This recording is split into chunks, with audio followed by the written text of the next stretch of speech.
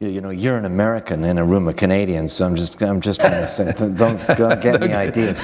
So there you if you are struggling that way, to almost as much as I'm struggling with this question, you have this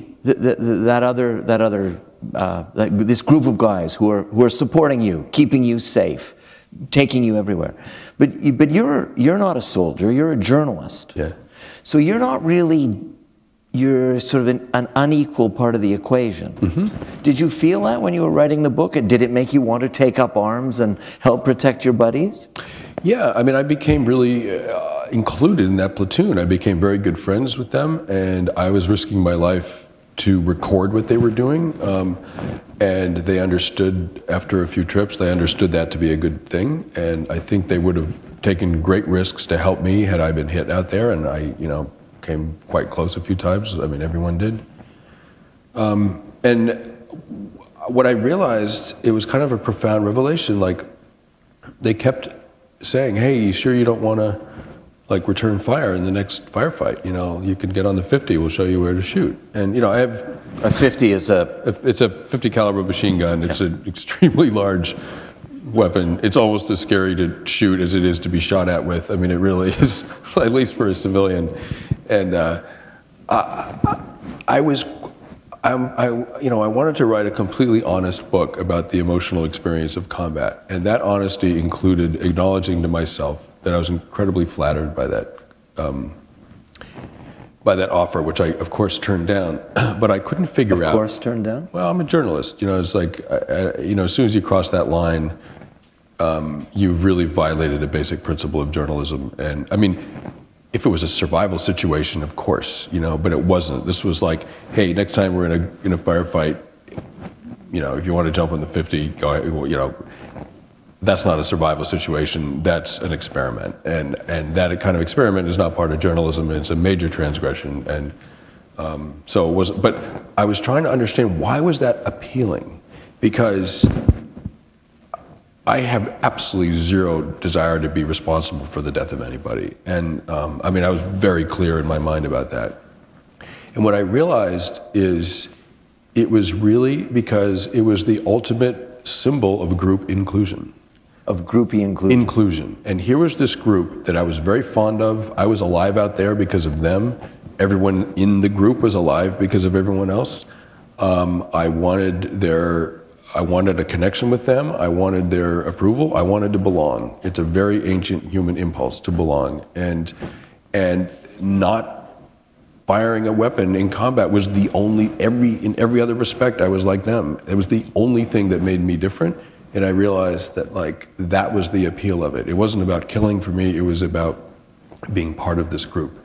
And so I wrote about that in my book because I felt like it went to the heart of a lot of what keeps soldiers functioning in combat is the desire for that inclusion. I thought what my response really spoke to what's in a soldier's heart as well. It just wasn't my job to respond to it. The death of others included. Yeah. They're willing to do that to be included. Yep. And you weren't. That's right. And the death of others is a very abstract thing in at least the situation we were in. The fighting was several hundred meters in very rugged terrain. They never saw the Taliban. It was really a kind of math problem. An abstract thing, really? I mean, for a guy who spends half his time writing about human rights and the protection of human rights? I mean, we never saw them. So, they were shooting at muzzle flashes. I mean, and the Taliban were shooting at muzzle flashes. I mean, it was at a distance where you didn't see the actual people. The combatants did not actually see each other. They were behind cover and they were shooting at muzzle flashes. So it was quite abstract. Yeah. You use the phrase a fair fight a fair bit in the book. You use it to describe a battle with the Taliban before the Apaches show up and take them out with air power. Or you talk about a fair fight.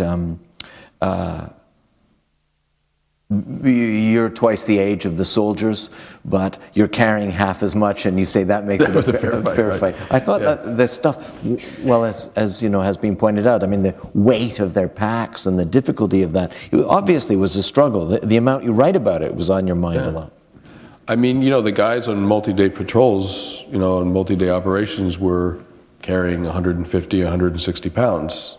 They were basically carrying another man on their back. And, you know, even on, you know, short, you know, patrols, no one left the wire with, you know, less than 80 pounds.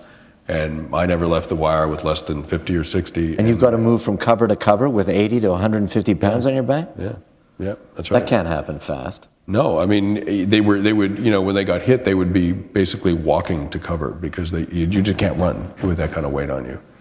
Well, anyway, sorry, your answers are so diverting that I keep getting diverted.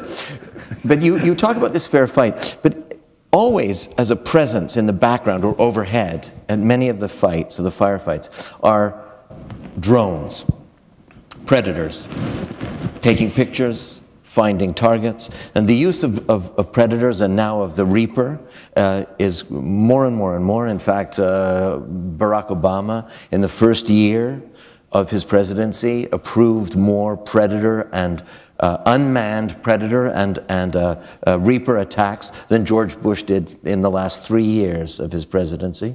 So this is obviously a new way of war. What I want to ask you is, these are planes that are not flown by anybody. They're steered by guys in Langley, Virginia. Yeah. Is that a fair fight? Because it certainly changes the ethics of the equation of war, does it not? You know, it seems to, but I don't think it does. You don't think it does? No. I mean, like the howitzers at Camp Blessing, which was the battalion headquarters, these massive guns, they could shoot 12 miles. So forward observers in the Korengal were calling the grid coordinates, which are accurate to something like 15 feet, if they saw enemy fighters on a hilltop. And they call in the grid coordinates. It was like an 11-digit number, I think, something like that. They call it into Camp Blessing, and guys at Camp Blessing who couldn't even see the Korengal Valley, it was like over the next mountain range, would drop a 155 shell into the howitzer. They'd put it in the breech and, you know, and discharge it, and they would be killing people 12 miles away they couldn't even see. And I mean, I understand the whole video, you know, like aiming thing is weird, but I don't think, actually, if you think about it, it's no weirder than killing someone 12 miles away with a shell. Even though the guy who's piloting the plane can't be killed. I mean, the guy who's firing the howitzer can at least be hit by another howitzer. No, they don't have howitzers. He can't. Well, those guys, you know, those bases aren't taking fire.